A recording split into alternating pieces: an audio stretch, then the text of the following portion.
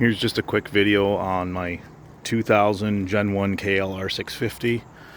I switched out the old fender. It was very melted on the side, and I actually liked the old utilitarian style fender, but I couldn't stand that it was damaged from the previous exhaust.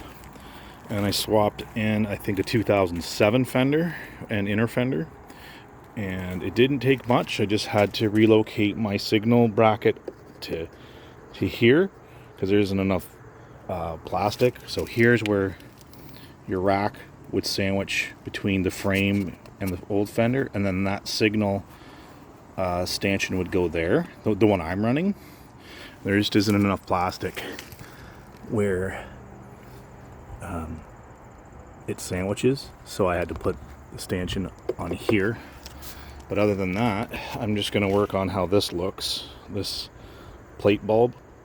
I'm going to have to do something about this. Somebody took the old inner fender out, and this is not going to be compatible, and I just don't feel like making it work from my Gen 1. This is where that light would hide from the Gen 1 fender. Go under there, and they just don't work. It's not going to hang up down low enough to make the plate work, which is fine. So I'll work on a better light situation that looks better. I've already flipped it, but it works, and it's just something I thought kind of tidied up the bike. It does change the profile a bit, makes it look longer in the rear, and it's doable. It's not that hard.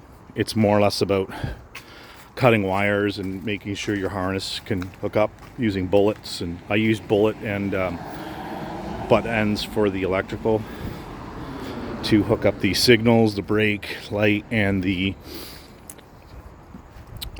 plate light. So, but that's how it's looking now, and it just looks more complete, to be honest with you. I'm going to put the plate back on shortly here, but it just to me, it looks like the bike is more in better condition, as beat up as it is. I don't care what paint looks like, but I think that looked horrible. I couldn't stand that melted part on there. So